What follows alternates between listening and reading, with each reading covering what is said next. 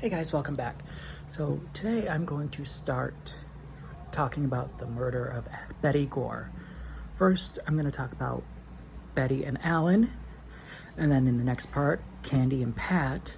Then the part after that, the murder and the trial.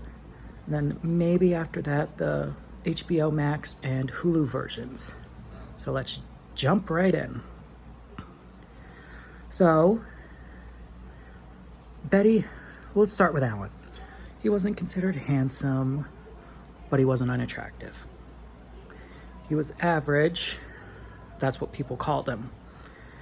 And he wasn't exactly an introvert, but reserved, laid back.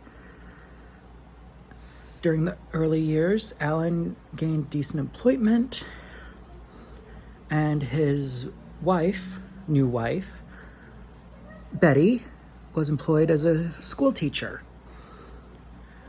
When they had their first child, she quit teaching. And from what I've been gathering, she had postpartum, and they didn't really know much about that at the time, so kind of shrugged it off.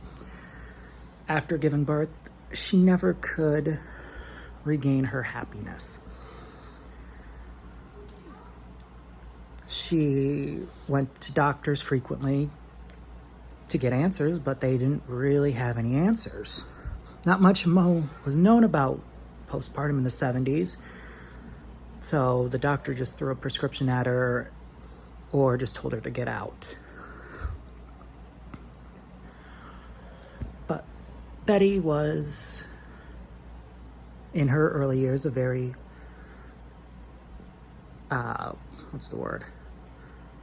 smart, pretty attractive. She was smart. She and Alan actually met at college when she was in college. He was a TA, she was a student, and she asked him to tutor her. But he was very by the book. He didn't ask her out until after she graduated, and it was basically love at first sight. They were crazy about each other.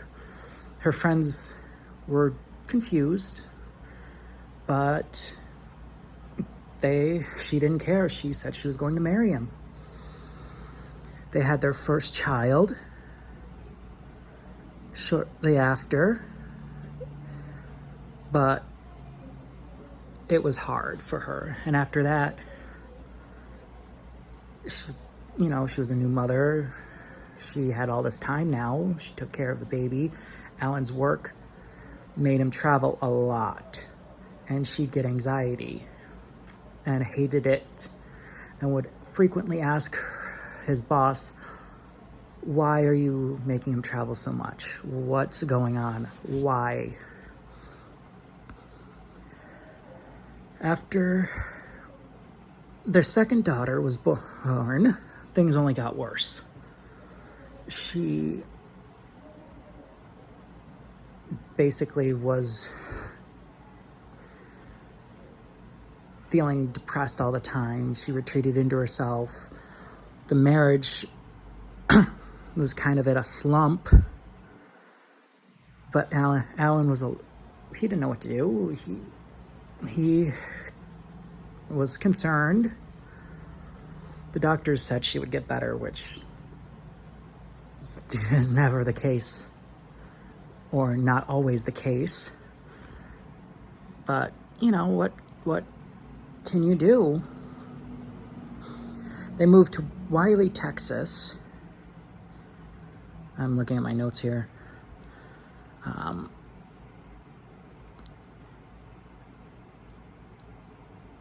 And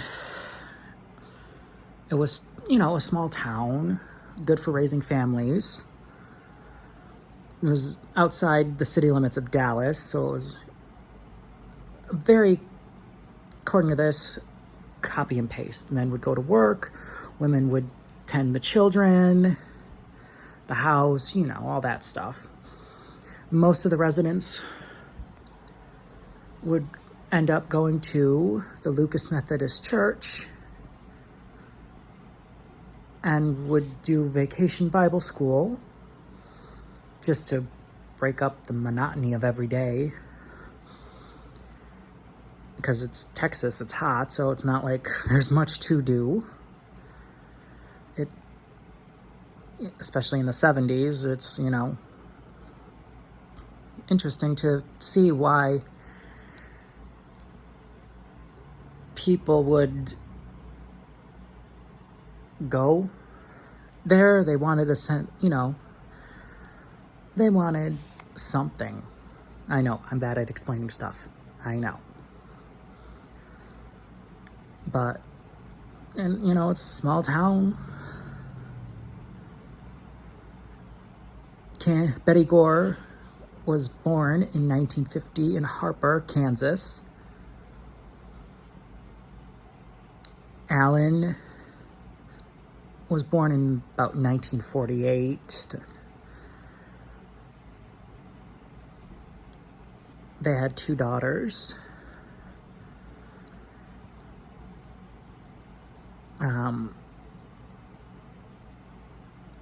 Like I said, Betty was very rigid, scheduled, like up at a certain time, done this, doing this. Alan Gore and him were living at one point, Fairview, Texas. In 1979, Alan ended his affair with Candy. We'll get into that later. Everything changed. It's a horrible story to think about because, yes, Betty wasn't well-liked, but she wasn't hated. And she was a member of the church. Alan was a member of the church. Pat and Candy were. And no one would suspect, something like this would happen. Maybe I'll talk about Candy in this too for a little bit. Candy was called, before she got married, Candice Wheeler. She went by the nickname Candy. People would say she was quite a prima donna. She was very outgoing, bubbly, wanted to be the center of attention. She knew what she wanted. She would do what she could to get that. She was an independent spirit. She dreamed of being a full-time mother and a housewife. She just hadn't found the right person. Candy dated, but nothing interesting. She intended to marry a man of wealth. That was like her one rule. I'm not saying she's a gold digger, but she wasn't. When she first met Pat, she found him introverted, not too attractive. But she gave him another chance. Pat proposed to her at a point in the future.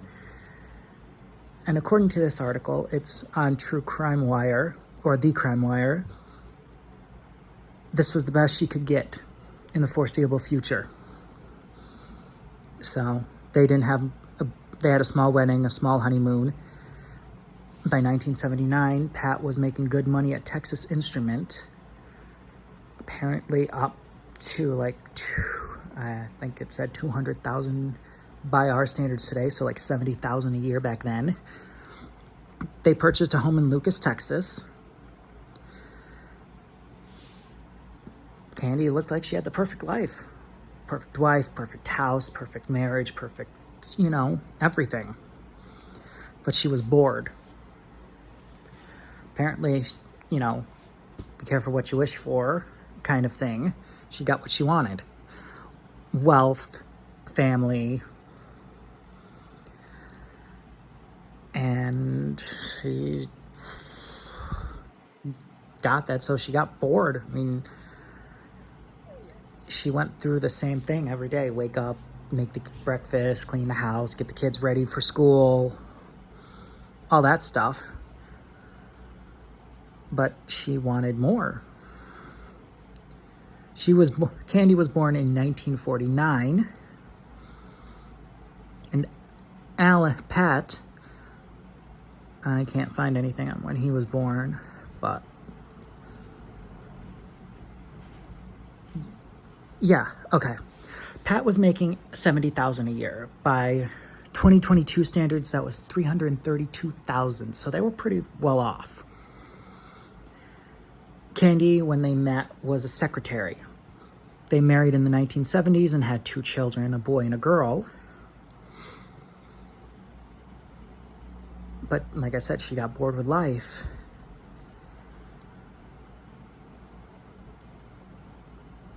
And she wanted more. She was talking after a point of wanting to have an affair. She told someone in her church, her pastor at the time, which was probably not the smartest thing to do, if you know what I mean.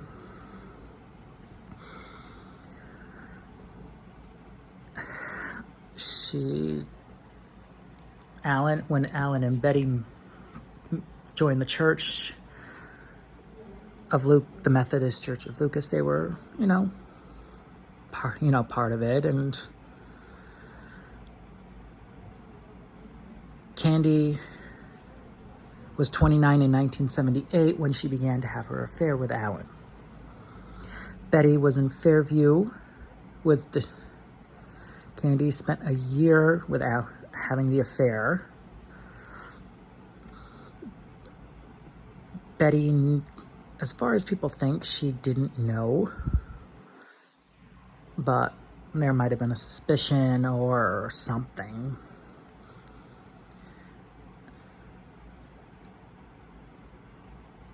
We only have one side of the story. Betty was dead. We only had what Candy said.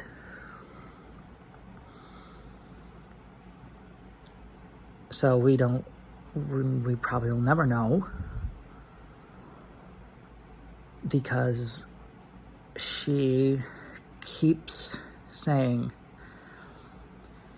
she was innocent. And that's all we got on her. She became friends with Betty, even threw her a baby shower.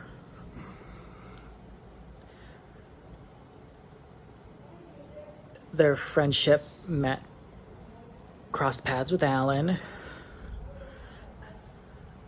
Yeah, and like I said at the beginning, he wasn't conventionally attractive. He was a little chubby, receding hairline.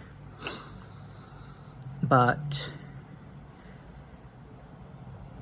he was also called a church-going man with a sense of humor. People liked him. He was part of the board of the church. And Candy was on the same board. She was bored. So she said she wanted to have an affair. She wanted to get fireworks in her life. Don't you just love it? Then one night after practice, or I think it was a volleyball game or some church event, she got into Alan's car and said, "Would you be interested in having an affair?" And then got out. After knowing Alan for 9 months, she thought he was flirting with her. They might have been doing it, But she said, after choir practice, she had feelings. And apparently, Pat and Betty were oblivious to the whole thing. It was also the 1970s, so not surprised. We don't have the technology we have today. You don't have someone taking their phone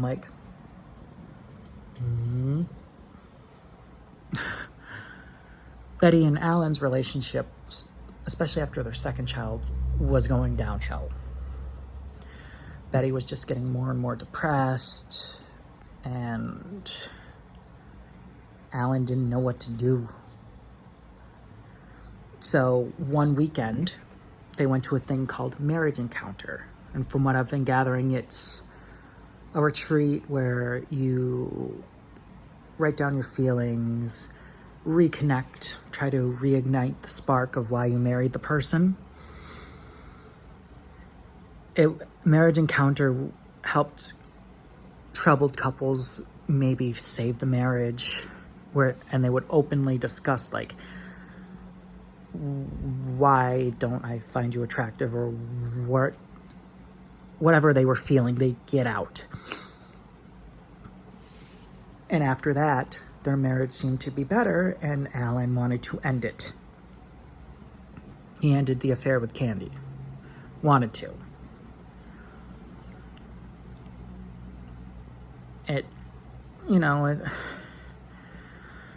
All this drama.